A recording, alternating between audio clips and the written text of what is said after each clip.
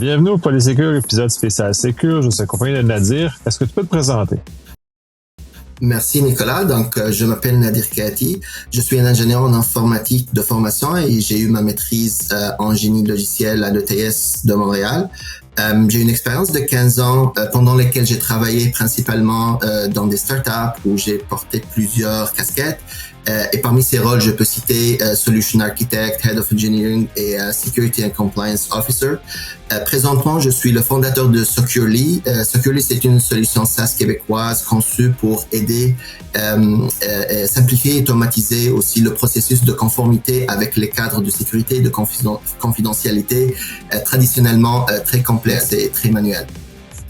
Très intéressant. Tu viens présenter au Sécure. Est-ce que tu peux nous parler un peu de ton sujet? Bien sûr. La présentation est intitulée Cybersécurité et conformité, liens et nuances. Ce que je veux mettre en évidence aujourd'hui, c'est l'origine et les objectifs de cette présentation. Dans le fond, l'origine de cette présentation, ce sont des faits et un vécu.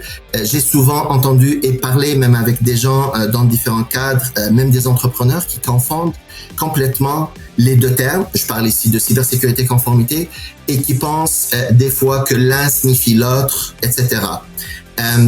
Si je peux aussi comme ouvrir une petite parenthèse, parce que de nos jours, l'explosion aussi du nombre de cadres de conformité, c'est devenu plus ambigu et difficile à cerner le chemin vers l'excellence dans la cybersécurité. Tu sais, au Canada, chaque province a son propre cadre, presque, y compris la loi 25 au Québec, qui est vraiment un sujet en vogue ces temps-ci. Pareil aux États-Unis, en Europe, la RGPD et partout dans le monde, presque chaque pays a implémenté son cadre de confidentialité. Sans parler des cadres de sécurité comme la SOC 2, les ISO X, les ISO 27001, 27701, etc. Les NIST aussi.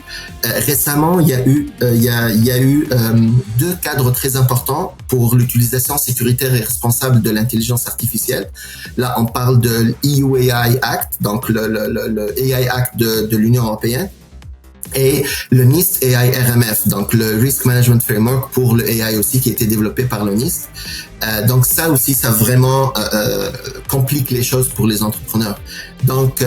Ça c'est pour l'objectif, ça c'est pour l'origine, je veux dire. Pour l'objectif et le but en fait de la présentation, donc je vais essayer de démêler cette confusion et peut-être, je dis bien peut-être, répondre à la question: est-ce que on peut atteindre l'une sans l'autre? Donc est-ce qu'on peut atteindre la cybersécurité sans la conformité ou vice versa? Ça c'est la partie énigmatique de la présentation, on va dire, mais aussi provoquer une sorte de réflexion chez les auditeurs et de se dire à quel point se conformer à des cadres comme la loi 25 ou autre est important. Et bien sûr, à travers cette réflexion, j'espère pousser encore plus le niveau de sensibilisation par rapport à un sujet de telle importance.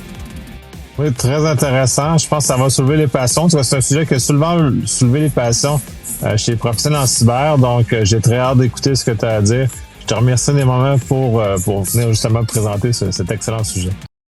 Merci à toi, Nicolas, et toute l'équipe. Merci.